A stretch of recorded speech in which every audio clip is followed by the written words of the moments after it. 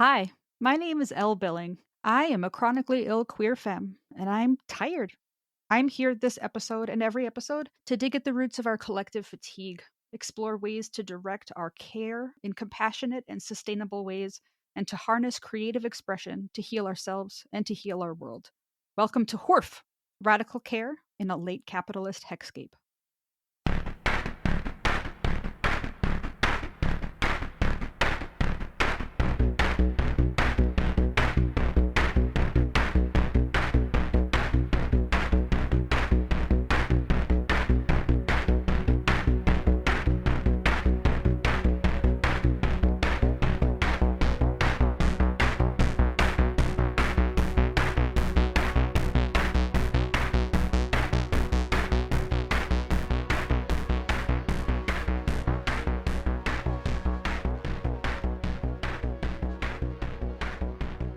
My guest for this episode is Kristina Leader.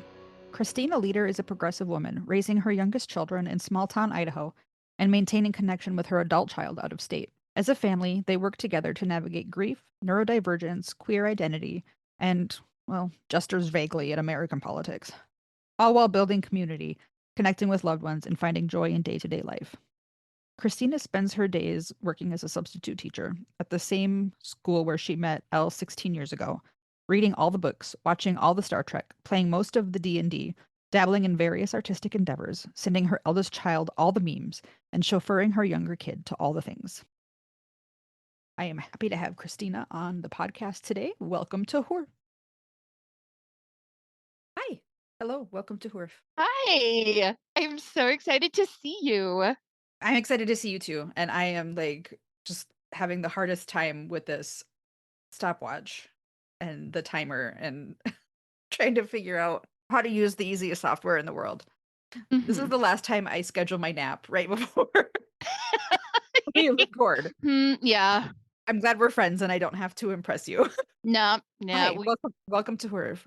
hi. Thanks for having me. I grabbed this because it's you. Ah, blast. Ricki was here for a month or so, 6 weeks. Uh-huh. And Ricki drinks a lot of Mountain Dew. And I rarely drink pop, but or soda or whatever you call it wherever you live. And except I love Baja Blast and Taco Bell. And Ricki Mhm. left 2 bottles of Baja Blast here. And when I laid down for my nap, I was like, I'm gonna drink Baja Blast and it's gonna make Kristina smile. Because when the library where you are did the October drawing challenge, right?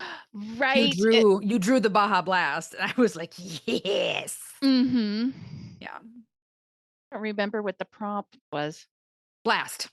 Last? Yes. I Yeah. remember because I told Ricki about it. I was like, guess what? This very mundane thing happened today, but it excited me. Mhm. Yeah. Yeah. That was fun to do that whole challenge. And Yeah. yeah, you can tell I'm definitely a little neurodivergent because, like, my brain went to things probably aside from what a neurotypical person would do, I mean, right? that's the fun thing about prompts though, too. One word prompts can go so many places. Yeah, And it's cool that the library did that. it It's a is, good it little is. it's a good little library. It is amazing. Oh my gosh. But no matter where you are, everybody needs to, like, go support your local library. They're amazing. So, how have you received care this week? I had, like, a whole long list of ways. 'Cause so one of the first ways, TLDR, my kitchen flooded and my house is torn apart. And I thought, hey, this would be a great time to install the new lighting that I've been wanting for a while. And one of my husband's best friends and his wife, who's also very much a kindred spirit, drove 4 hours to come help me install it. His best friend is an electrician by trade. Okay. And so it was interesting because he found several little, like, "Hmm, boy, you're lucky." Like, "Hey, that was an insurance claim waiting to happen." That wasn't up to code. Exactly, and I'm like, "Okay, I'm glad you're here." But, it was just good to, like, hug them and like their presence. Mm-hmm. And then one of the other ways was I needed to replace my headlight. And of course, when new cars, you can't just like pop off the cover and plop in a light. You have to, my car, you had to take off the entire front bumper and like unscrew the wheel well. Like it was a whole thing. And my brother-in-law, shout out to Steven, helped me out with that. So That's good. yeah, I feel like I have what I like to call widow privilege, where, because I am a widow, people are like, oh, yes, I must help this poor widow. And Gotta help you fix things. yeah, that's right. So like, I was gonna tell a story, but then you pulled the widow card, and I'm like, I can't tell my story now. I only had the divorce card. Well, if it helps, I also, I'm sorry. I shouldn't laugh. People are gonna think I'm a horrible person for laughing at that, and I'm sorry. girl, okay, my dark humor is a load-bearing structure. So I know this. Like the rest of yes, my listeners don't. okay, well, okay, okay. But you just said it. And that makes it slightly less terrible that I was laughing about only having the divorce card. But Yeah. I had a car that had a headlight that went out, Uh-huh. and I got pulled over 9 times Oh for no. having this headlight out. And I got by with a Mhm. warning like every time, right? One warning on the way to work. So, between Twin Falls and Gooding, right? I Yeah. got pulled Yep. over on interstate near Jerome. So Oh, okay. In Jerome County, on the interstate, I got pulled over and they're like, your headlight's out. I'm like, yep, got it. Thank you.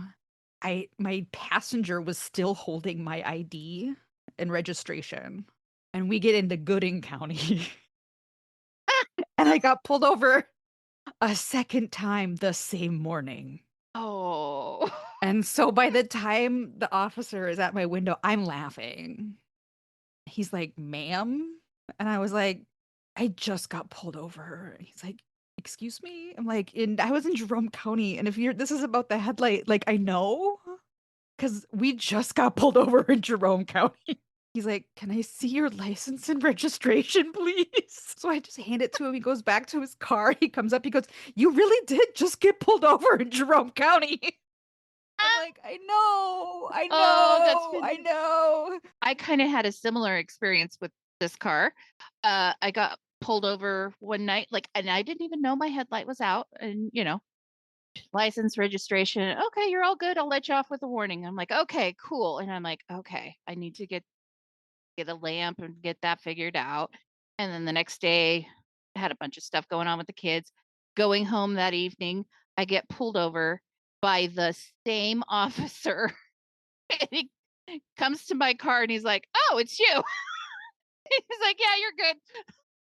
So, So the friend that ended up replacing my headlight is uh-huh. blind. Really? Yeah. Yeah. He was one of the guys that I drove to work up in Gooding. He's like, I'll fix your Oh. headlight for you tonight. He's like, I'm really good. He's actually was. He fixed a lot of things for me. He had some vision, but he was legally blind. And I was like, it's pretty sad, buddy, that I'm so bad right now. Like things are so rough for me mentally that like my blind friend has to fix the car. Right. You're like, wow. And he's like, you're right. He goes, it is pretty bad. He's like, but I love I'll it. bring my tools over. He's like, I'll get my tools out and just I'll pop it in and out. We'll go to the store. We'll get the new headlight. I'll pop it in and out for you. Not a Mm-hmm. problem. He goes, I've done this before. And I was like, Yeah. thank you so much. I'm like, can you fix my shower? And he did. Yeah, he was Just really have a actually whole pretty little handy. honeydew list in Braille for him. And Yeah. yeah, you know. So never underestimate what people can do. Right. And Or like, don't overestimate what I can do, please, because I probably yes. can't. Right. Well, and I mean, that's part of like building community, right? Like, Oh, it is. Yeah. You lean on each other when you have anything going on. right. You do what you can for others and then let others do for you, you Yeah. know? So, okay, you mentioned being in a neurodiverse, like being neurodivergent, and you mentioned your stuff going on in your house because like your kitchen is torn apart. Mhm. So what are the dynamics? Let's talk about like your family and your kids. What are the dynamics of your very neurodiverse house? Well, Your kids and what they're into and yes. what that's like for you. Um, well, I feel like it definitely starts with the parents, right? Mhm. So I actually was diagnosed at the time it was ADD, like in the early 90s. Oh, okay. Um, and it was interesting. I was talking to my mom about this after um, seeing some of your notes, and we were talking about the psychiatrist that, like, it started with my younger brother and sister who have intellectual disabilities. And then she started taking the rest of us there. We all kind of got diagnosed with different Mhm. neurodivergencies. And he was one of the first professionals to like really start making that connection with like genetics. Mhm. His name was Dr. Terry, and we can't, neither my mom or I could remember his first name, but he was like well respected in Southwest Idaho, like operated in the Okay. Boise metro area. Anyway, so that's like for context, that's where I Yeah. kind of come from. I came from a neurodivergent family, and we all had different diagnoses. And uh, bless my mother, she raised us up all, and Yeah. we all survived to adulthood. So I was married once before, and we separated when my daughter was 6 months old, and so like her whole life was, you know, going back and forth between my home, her dad's home, back and forth. Um, and then I met my husband when she was like 5 or 6, Mhm. and on my daughter's ninth birthday, she got her first little brother. Like didn't even get to finish the birthday cake, and we're like, "Oh, let's go." And then 2 years later came our youngest. So my daughter, like, I always tell, like, she was definitely neurodivergent, right? Mhm. Little, like sensory issues and just like a super sensitive, dreamy little girl, but never, we were never able to get a good diagnosis for her. Mhm. Especially like this was also before they changed the diagnostic criteria, Mhm. right? But then, like, her little brothers, my middle child, he got an ADHD, sorry, diagnosis, like fairly young. Like, I think he was like maybe 3 or 4. Mhm. And then my youngest was diagnosed at like, I can't remember if he was 2 or 3, like really young. And it was like super obvious too. Mhm. Was that with ADHD or was that with autism? That was autism. Yeah, because he was, like, reading. Yes. He was, like I remember he had, like, the asynchronous development, so, like, he was, like, reading Yeah. at, like, 3. I know. But Like, socially and like, the sensory stuff was really, really, really hard for him. And I yes, remember you trying to exactly. explain that to, like, your mother and your in-laws that, like, "No, we really need this diagnosis to get him the services." Like, it's great that he can read. It was mostly my mother-in-law that's like, "But he's so social and he's so, It was your in-laws, you okay. know, he participates and he's so happy and blah blah blah." And I'm like, "Yes, and." Yes, and Whereas like my mom was like, "Oh, okay, yeah, makes sense." yeah, the apple So doth not fall far. right, exactly. Another one of them apples. And so and I remember like it was our youngest diagnosis that my husband really struggled with initially, Mhm, because he kind of already had this like internalized ableism where he was like, "Oh, well, if he's got this diagnosis, then like we can't do all these things that we love to do as a family." Because I mean, my husband was a mountain man, go out into the mountains and rub in the dirt and do stuff. right, and manly stuff, you know. Oh, he was so cool. He was cool.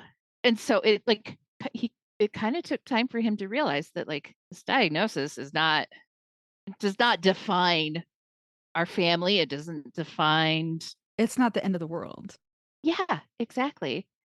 And he actually kind of got to the point, and this is where I was kind of like, yeah, I apple does not fall far from the tree at all. Where he was like telling strangers, like, yeah, look at my genius kid. He's autistic. You know? And I was like almost proud of it, you know?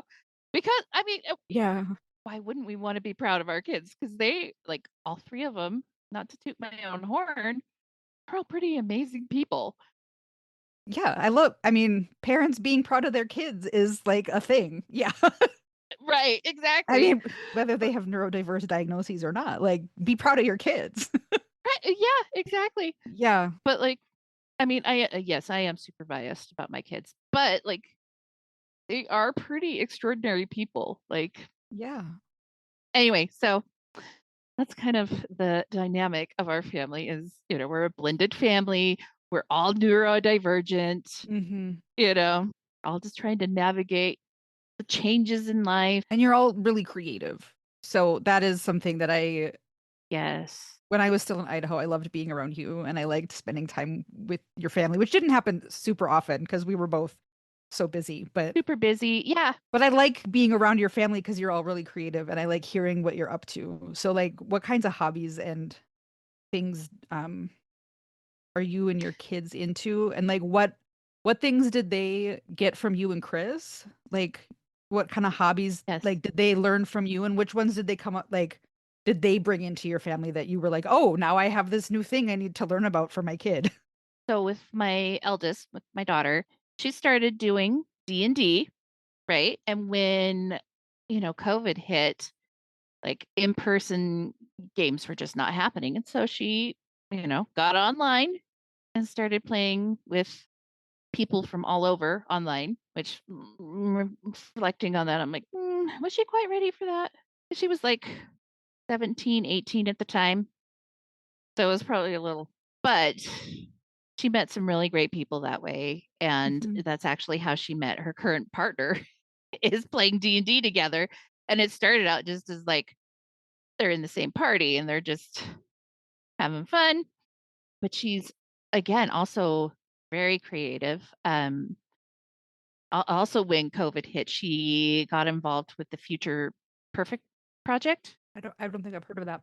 Yeah, so it is a program geared towards queer youth, and they do a lot of creative, like writing and art. And the program Rachel did was with music, writing music, recording music. She has a really fun song on Spotify. Oh, what's it called? Disconnected Okay. by Ray Dumas. That's I have to send you all the links to put in Yes. Yes, we'll put the them in the show show notes. notes. I'm like, I don't have a pen. I grabbed Yeah, gummy worms, but I didn't grab a pen.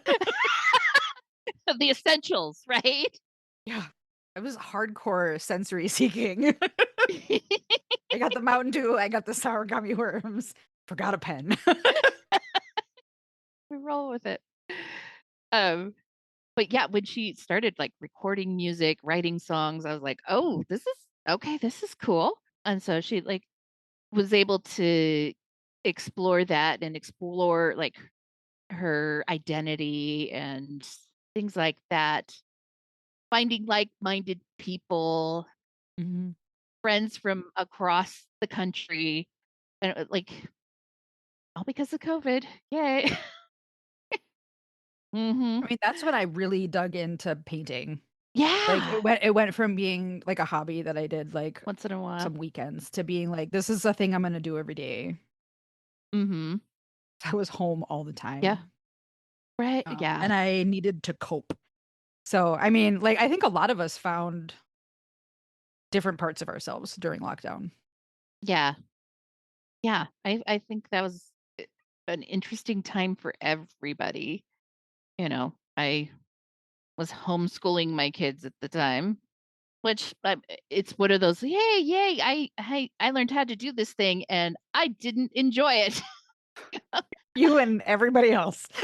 Yeah, like, I mean, I had a paraprofessional who was working with me, right? Like doing distance learning, helping mhm, our kids virtually and homeschooling her kids at the same time. good times. I was like, I couldn't hold my shit together to do Mhm, like educate my students. And she's like mhm. basically double fisted not no, like when you drink with both hands. Yes, Yeah, yeah, yeah, like that, and, like, doing really great, and I'm like, "How are you doing this?"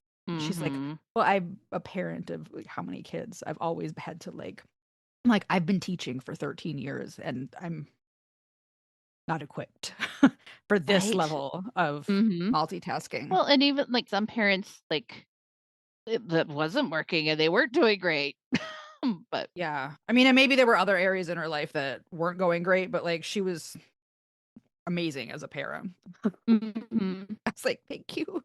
I'm gonna go take a nap because I've had my 12th migraine this month." Yeah. It was rough. No, because that was, like, right when your stuff was, like, really ramping up where That's why like, one of the reasons I quit. I know. I had to go So, on medical leave. That's part of yeah, what caused my stuff to get worse. right? So, anyway, so what do the other 2 rapscallions get into? Right? My I always 2 imagine them, like, building things in the backyard, Oh, okay, yeah. ending up on watch lists. The youngest one, really. Well, the middle one, um, Encouraging it. That's a dynamic I imagine between y those 2, but yeah, so I could be way off. no, like, you're not, but my oldest one especially is very into STEM. Like, he has set the goal that he's thinking he might wanna go to MIT, Very cool. so he's very into computer science, Mhm, chemistry, and definitely, like, engineering, and that mhm. started from the time he was little, like, building with his little blocks, and, I mean, I'm sure you've seen all the things I post on Facebook of his little creations, and Mhm. and he was always taking his toys and, like, using them in new and creative ways, and, like, "Here, I'm building a trebuchet out of my Hot Wheels or something." Yeah. "Okay, kid, go for it." Which, like, trying to parent that was exhausting, but Also kinda cool. right, it was fun, but yeah, so Dangerous. yes, living on the edge. And then my young well, and so my middle kid, he has also recently got into wrestling, which Like, the sport or the watching professional sport Oh, okay, okay, the sport, okay.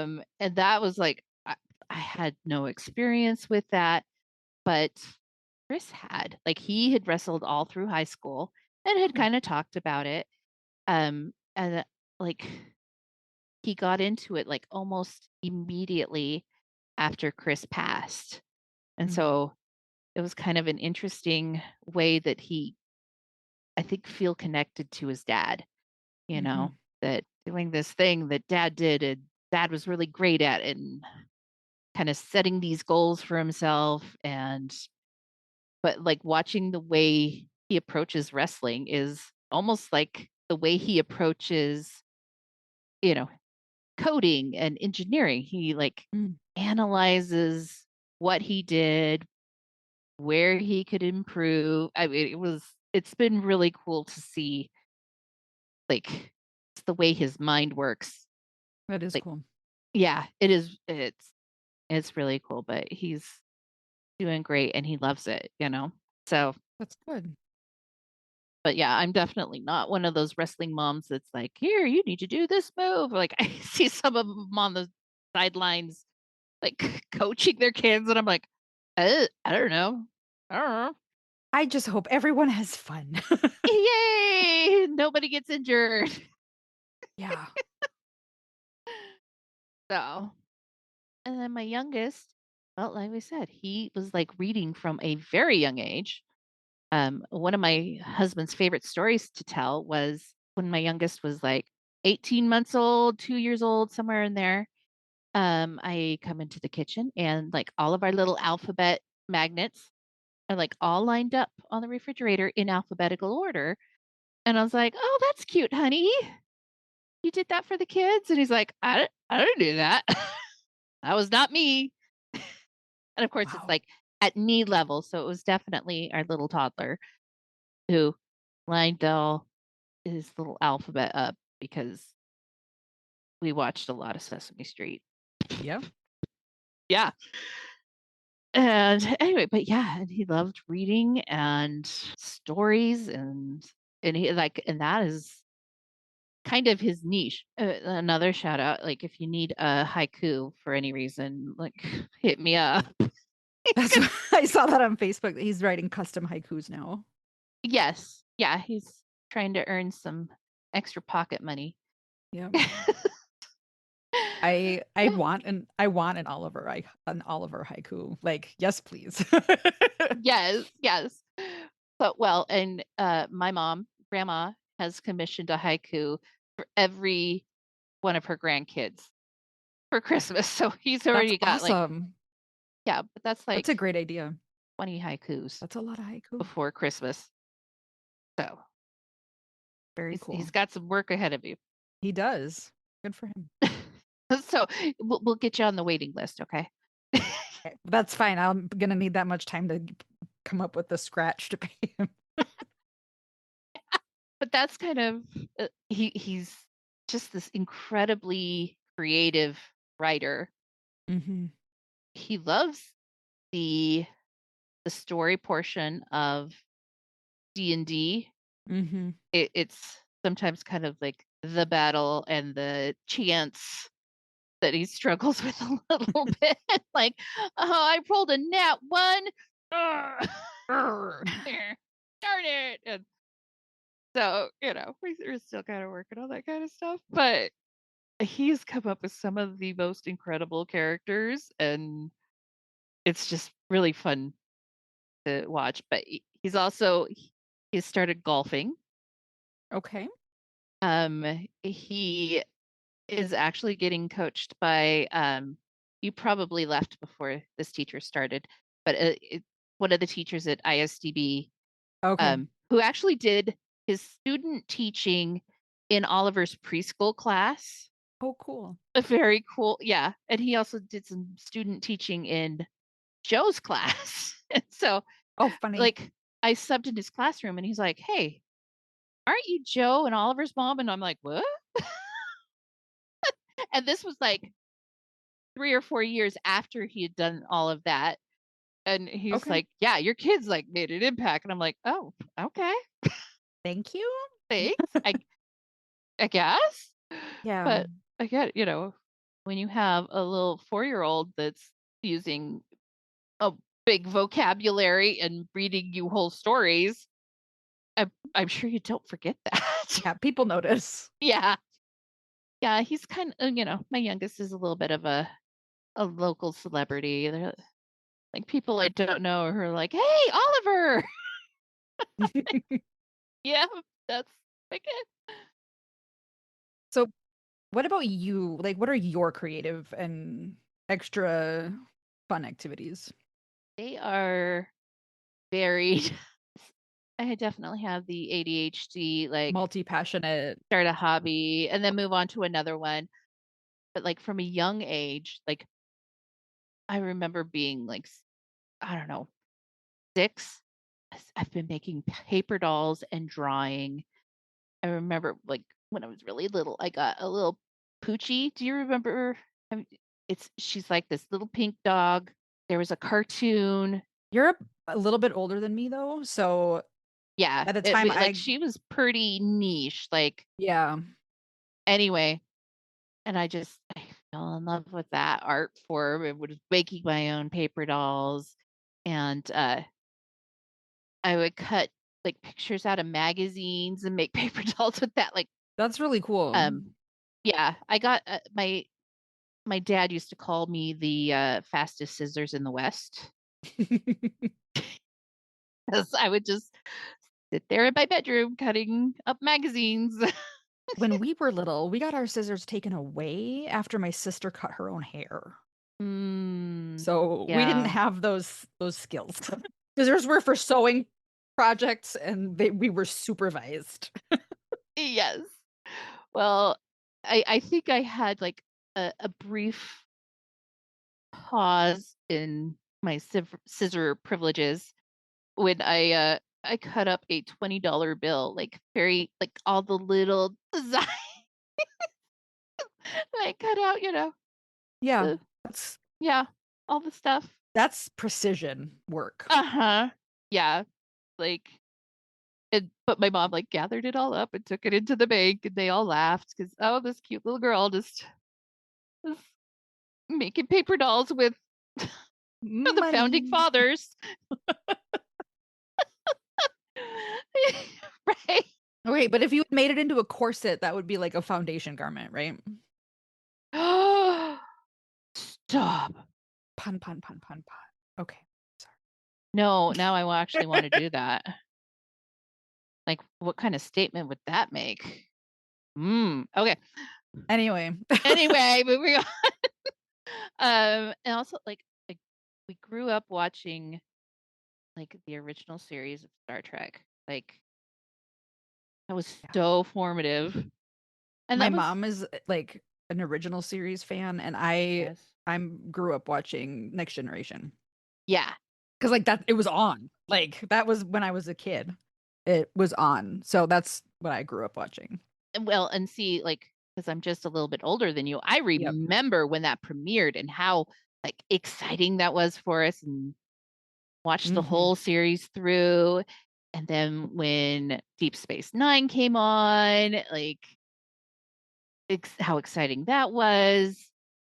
Um, but I also remember, like, it seemed like DS9 kinda took on some heavier subjects, It did. Yeah. and, I didn't like watch DS9 until I was married, so oh, yeah. I was an adult when I started watching that one.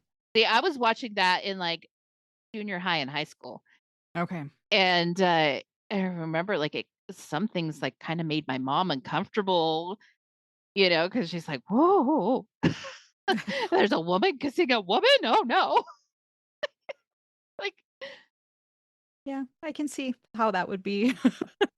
at the same time, I'm also kinda like, "Mom, you have me watching, like, Sesame Street and reading Rainbow," like, who I am kinda was formed by some of these early forms of media, right? Like, Mhm.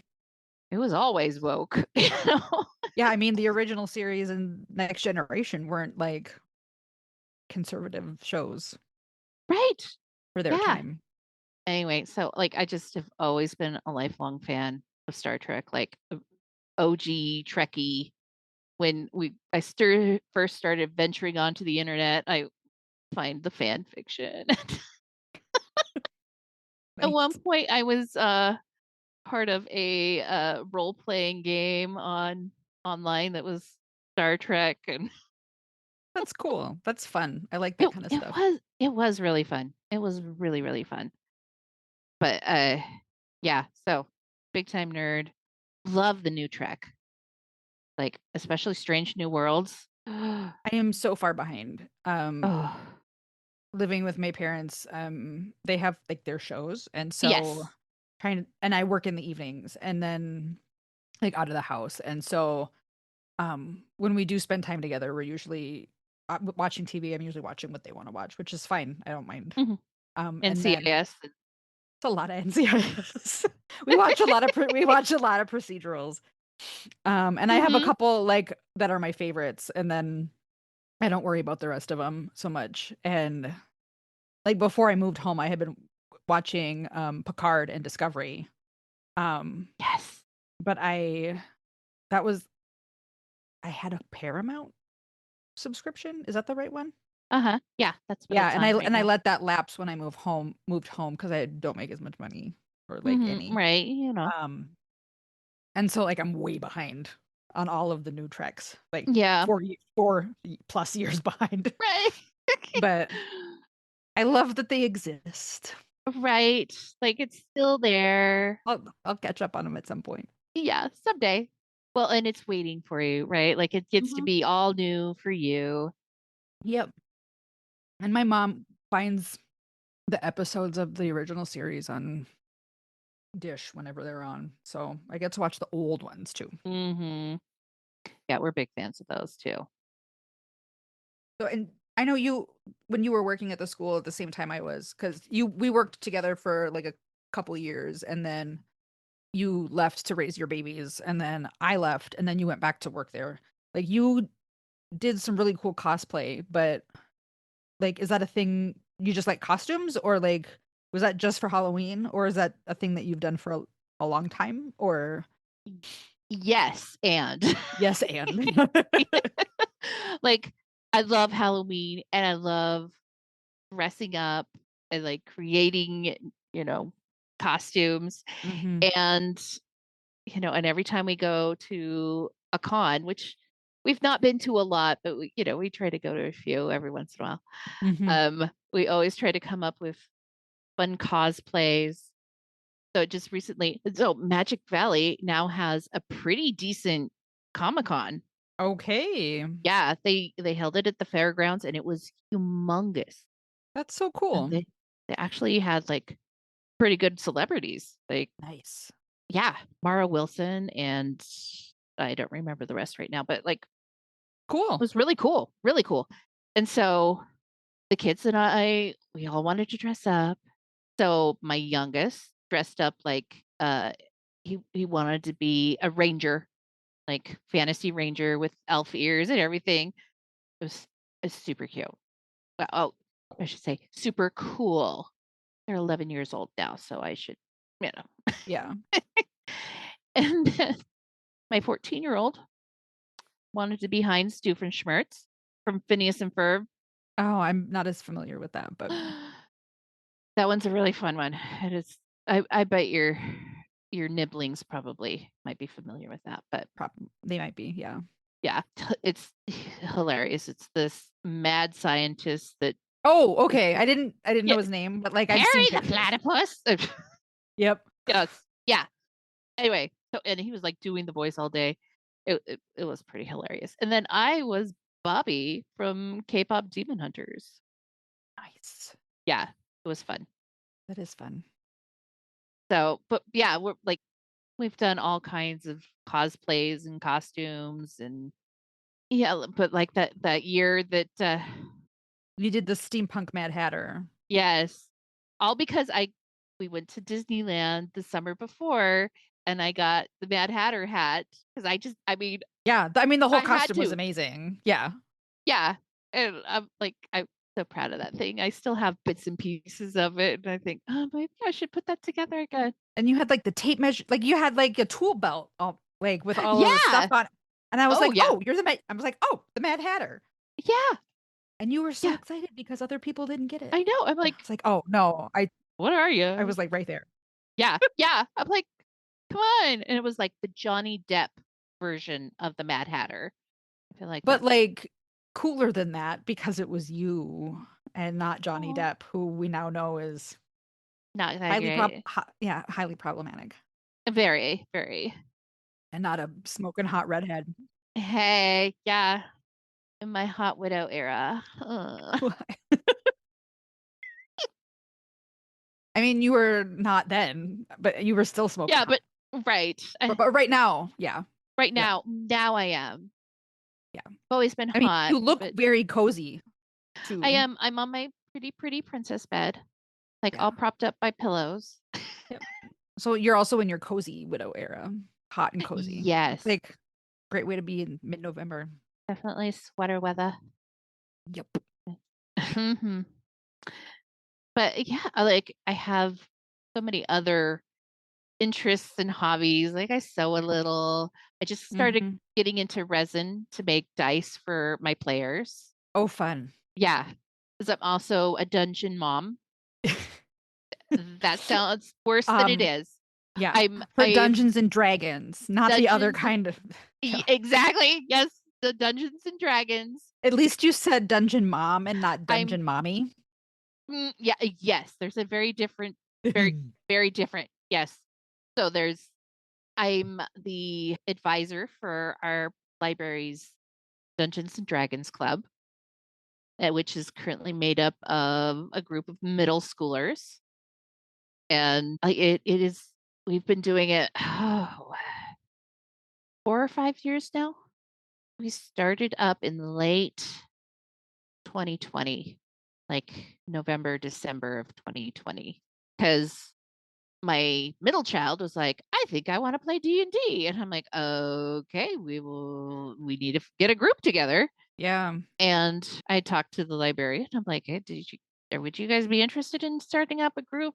And she's like, "Yeah, but I don't think I have the staff for it." And I'm like, "Oh, can I just volunteer?" And she's like, "Yes." So, Awesome. yes. Anyway, so, we've had our ups and downs and players have come and gone, but now we have like our core group. And at first I was DMing, which I'm not super great at, but I did it and it was fun. We enjoyed ourselves. But our current DM, I think he's 17 now, Mhm. but started when he was like 14 or 15. Oh, fun.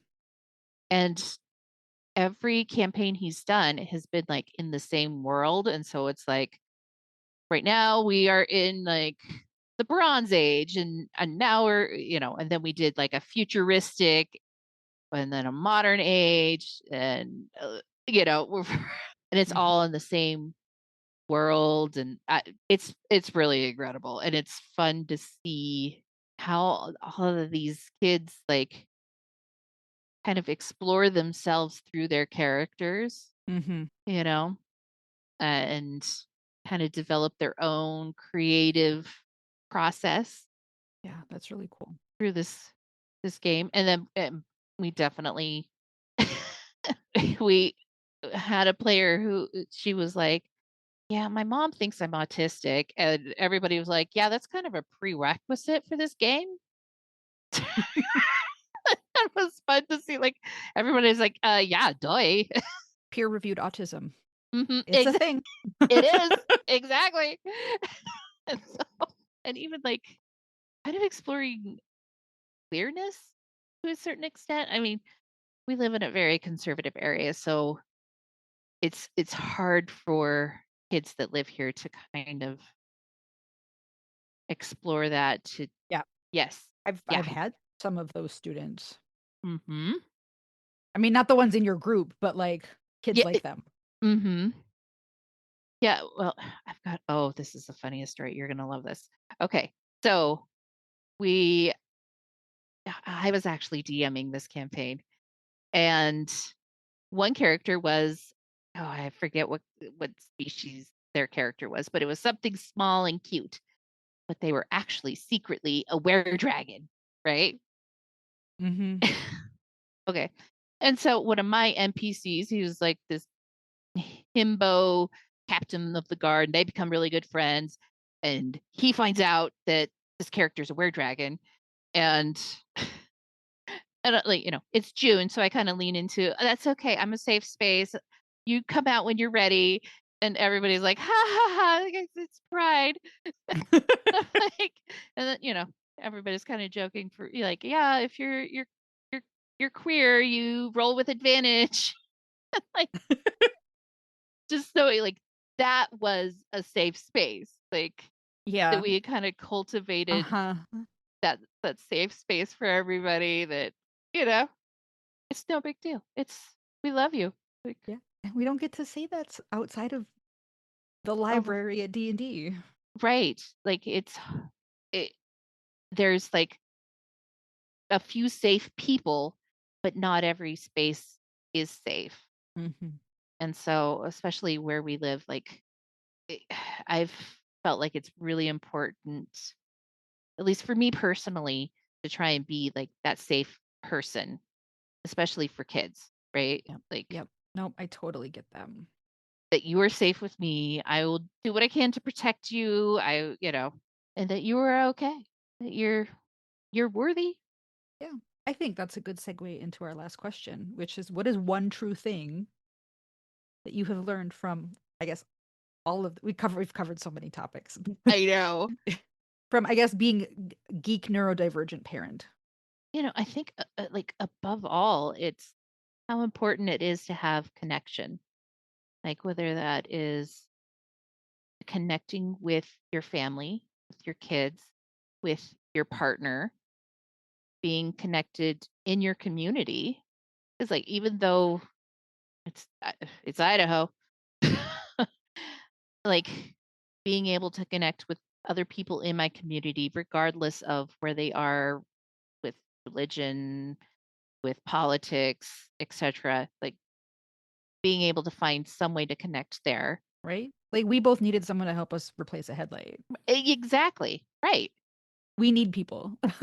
Yeah. Yeah. And like I'm still kind of figuring out where I'm at faith wise, but I still try to stay connected to the faith that I was raised in and that I've connected to when I first moved to this town Mhm. because there's good people and people that like I like, that Mhm. I've connected with. And so keeping those connections, I would not be surviving without them, right? Like, and I think that's true for so many people that hey, how can you survive without connection, without your community? Yeah. Thank you. Yeah, Thanks for being here. absolutely. I love seeing your face. I like seeing your face too. I love your face more. It's possible. Yeah. Can't really measure it. Yeah. I can't wait to see what clip Ricki tags on to the end. Oh yeah, for the stinger. I know. I always look Hmm. forward to it too because I don't know until I get the file. Right. Which, by the way, hi, Ricki. Hi, Ricki. All right. I miss your face. Thanks for being here. Yeah. Thank you for joining us on this episode of Hoorf. To get the complete show notes and all the links mentioned on today's episode, or to get a full transcript of the episode, visit hoorfpodcast.com. Join the blessed herd of St. Winkus. By signing up for our newsletter, you can get Hoorf episodes delivered directly to your inbox. What's more, you get invitations to our monthly Coffee and Biscuits Chat, where you get to hang out with Ricki and Elle, talk about the show, and connect on the topics that mean the most to you. You can sign up for that at hoorfpodcast.com. If you become a patron for only $3 a month, you can support the creation of this podcast, help pay my editor, and join a community of caregivers out here just doing our best. Thank you again for joining me, Elle Billing, the chronically ill queer femme who is very tired, on this episode of Hoorf. Until next time, be excellent to each other. Hoorf is hosted by Elle Billing at Ellen Wink. Audio editing by Ricki Cummings at Ricki Poo. Music composed by Ricki Cummings. Hoorf is a production of Ellen Wink Art Studio LLC, all rights reserved. Hoorf can be found on all social media platforms at Hoorf Podcast, at HOORF Podcast.